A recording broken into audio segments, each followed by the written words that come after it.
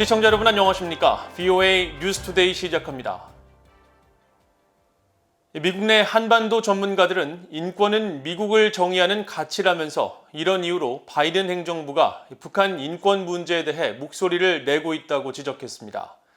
미국에는 가치를 강조하고 선 비핵화 후 보상을 내건 강경파들이 많다고 한 전 한국 대통령 외교안보 특보의 최근 발언과 관련한 지적인데 미국 국무부는 이런 발언 등과 관련해 외교 정책의 중심은 인권이라는 사실을 재확인하면서 북한의 인권 상황에 대한 문제 제기를 이어갈 것을 시사했습니다.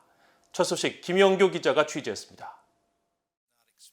로버트 킹 전 미국 국무부 북한인권 특사는 17일 VOA와의 전화통화에서 미국의 외교관들은 미국의 가치에 기반을 둔 외교 정책을 추구하고 있다면서 특히 인권을 강조했습니다. 인권은 미국이 중요시하는 가치이며 미국은 이런 가치로 정의 내려지는 국가라는 겁니다. The United States is a country where values are important, and we do have a commitment towards these values. These are the basis of what the United States was built upon. 킹 전 특사의 이 같은 발언은 한국의 세종연구소 이사장직을 맡고 있는 문정인 전 한국 대통령 외교안보특보가 최근 서울에서 열린 한 심포지엄에서 미국 행정부 내에 북한 문제에 관해 가치를 강조하는 관리들이 상당히 많이 포진돼 있다며 부차관보급 이상에서는 강경기류가 있다고 말한 데 대한 반응입니다. 킹 전 북한인권 특사는 그러면서 표현의 자유 같은 인간의 권리를 추구하는 건 바로 미국을 정의한다고 강조했습니다. And our commitment to freedom of speech and our commitment to respect in terms of international relations and so forth is very much part of what defines the United States. And to say that we should conduct a policy that is totally devoid of values strikes me as a very strange thing for a government official to say. 데니엘 스나이더 미국 스탠포드대 연구원은 바이든 행정부가 미국의 대북 인권 특사 지명 계획 등 북한의 인권 문제에 대해 계속 목소리를 내는 것은 의회에 의해 부여된 의무라고 말했습니다. 그러면서 북한의 끔찍한 인권 유린에 대해 알려야 하며 언젠가 북한에서 억압받는 이들에 대해 맞선 사람과 그러지 않은 사람에 대한 심판이 있을 것이라고 말했습니다. The United States has a mandated position on human rights in North Korea, mandated by Congress, and I think that it's been very important to continuously and without hesitation raise these issues, and more importantly, give some exposure to everybody else. Not so much about talking to the North Koreans, but to making everybody aware of the really awful conditions that prevail within North Korea. 이런 가운데 미국 국무부 대변인실 관계자는 문 전 특보의 발언과 관련한 VOA의 질문에 미국은 외교 정책의 중심에 인권을 놓는 것에 전념하고 있다고 거듭 강조했습니다. 이 관계자는 특히 인권 남용 문제를 지적하는데 같은 뜻을 가진 협력국들과 단합된 모습을 보일 것이며 미국의 목표는 여전히 한반도의 완전한 비핵화이고 미국은 북한과의 외교에 열려 있다는 입장을 재확인했습니다. VOA 뉴스 김현경입니다. 조 바이든 대통령과 문재인 대통령의 정상회담이 오는 21일 열릴 예정인 가운데 전문가들은 두 정상이 특히 영내 안보와 관련한 다자 협력 방안에 대해 논의할 것으로 전망했습니다. 미국의 대중국 전략에 대한 한국의 대응이 다자 협력과 관련한 핵심 문제가 될 것이라는 지적입니다. 오택성 기자가 보도합니다. 미한 정상회담을 앞두고 미국 조지 워싱턴대 한국학연구소가 주최한 웨비나에서 조셉윤 전 미국 국무부 대북 특별대표는 미국 측이 다자 협력과 관련해 한국에 묻는 질문의 핵심은 바로 중국에 있다고 말했습니다. 윤 전 대표는 그러면서 이런 질문은 단지 정상회담에서만 그치는 것이 아니라 미국과 한국이 어느 정도 의견의 공통점이 나올 때까지 계속될 것이라고 진단했습니다. Biden's big ask in his meeting on May 21 will be, can South Korea join the like-minded countries in order to push back on Chinese expansive claims geographically, push back on Chinese positions on places like Hong Kong, Taiwan, Xinjiang, and so on, and push back on ideas such as democracy and human rights. 이신화 한국 고려대 교수 역시 바이든 행정부 출범 후 미국의 대중 정책은 더욱 강경해졌고 이런 상황에서 한국을 포함한 나라들이 미국과 중국 둘 중 하나를 선택해야 하는 전략적 딜레마에 놓이게 됐다면서 중국에 대한 대응이 다자 협력에 큰 영향을 미치고 있다는 사실을 지적했습니다.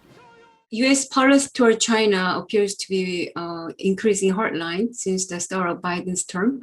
So in their circumstances, other countries, including Seoul, are in a strategic dilemma of choosing between them. 북한의 핵 문제 대응 등 영내 다자 협력과 관련한 일본 관여의 중요성도 강조됐습니다.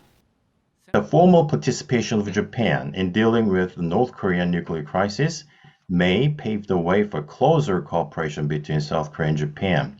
And the participation of Japan may give a chance to Japan to correct the misunderstanding of South Korea's strategic intentions. 전문가들은 또 미국의 대북 정책 검토 완료와 관련해 이에 대한 적용이 어떻게 이루어져야 할 것인지에 대해서도 논의했습니다. 이에 대해 조셉윤 전 국무부 대북특별대표는 마지막 협상 테이블에 놓였었던 사안, 즉 지난 하노이 정상회담에서 다뤄진 내용을 들여다보는 것이 단계적 접근을 위한 중요한 방법이 될 것이라고 진단했습니다. 윤 전 대표는 또 북한 측은 당시 영변 핵시설 폐기를 대가로 제재 해제를 요구했고 미국은 받아들이지 않았다면서 협상가들은 미국과 북한 모두 이보다 더 나은 방안을 마련해야 한다며 실제로 협상 테이블에서 만나 의견을 확인해야 한다고 지적했습니다.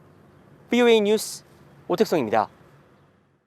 폴 라카메라 한미연합사령관 겸 주한미군 사령관 지명자는 한반도의 준비태세 평가를 실시하는 것이 자신의 최우선 과제 중 하나가 될 것이라고 밝혔습니다. 라카메라 지명자는 상원 군사위원회 인준청문회에 하루 앞서 17일 공개된 서면 답변에서 유엔사와 연합사, 주한미군은 북한의 비핵화 달성을 위한 국무부 주도의 외교적 노력을 전적으로 지원할 것이라며 이같이 밝혔습니다. 또 북한의 공격성을 억제하기 위해서는 조기 경보와 미사일 방어에 초점을 맞춘 군 태세 개선과 주한미군과 교대 병력, 위기시 인도태평양 사령부와 미국에서 투입될 병력의 훈련과 준비 태세의 지속적 개선 등 세 가지를 꼽았습니다.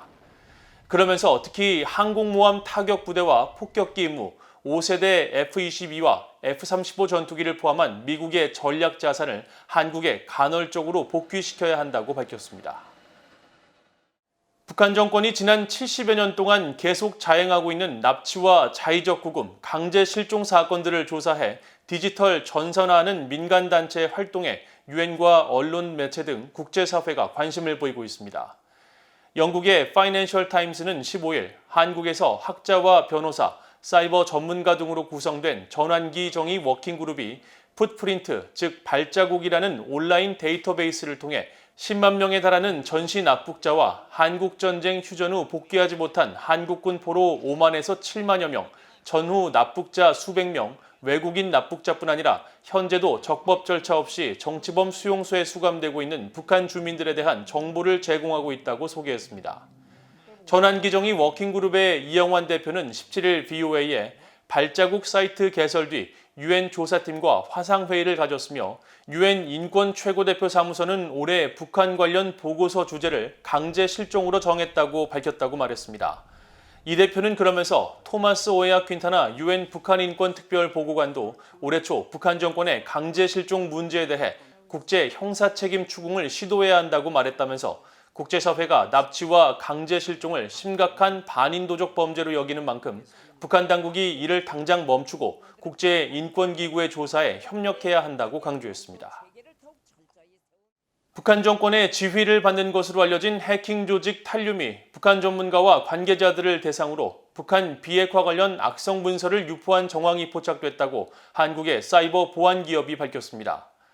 한국의 사이버 보안 기업 이스트 시큐리티는 최근 보고서를 통해 북한 해킹 조직 탈륨이 재헌절 국제학술 포럼과 북한 비핵화 컨트롤타워 구축안 등의 제목으로 위장한 문서에 악성 파일을 심어 유포했으며 문서에는 한국 통일부와 외교부 장관의 이름이 포함되어 있는 등 한국 정부 주요 부처를 사칭해 신뢰를 높이려 했다고 지적했습니다. 보고서는 이들이 북한식 용어와 이름, 폰트 등을 사용한 흔적이 있고 이메일 등을 이용한 스피어 피싱과 함께 공급망 공격에도 나서고 있다면서 최근 스마트폰 이용자를 노린 모바일 공격도 함께 수행하는 등 공격 범위를 넓히고 있다고 설명했습니다. 또 탈륨은 북한 취재기자와 북한 인권 분야 활동 관계자를 노리는 스모크 스크린과 방산업체나 비트코인 거래소, 코로나 바이러스 관련 제약회사 등을 노리는 블루 에스티메이트, 대북단체와 외교, 안보, 통일 분야 전문가들을 대상으로 한 페이크 스트라이커 공격을 펼치고 있다면서 각별한 주의를 당부했습니다.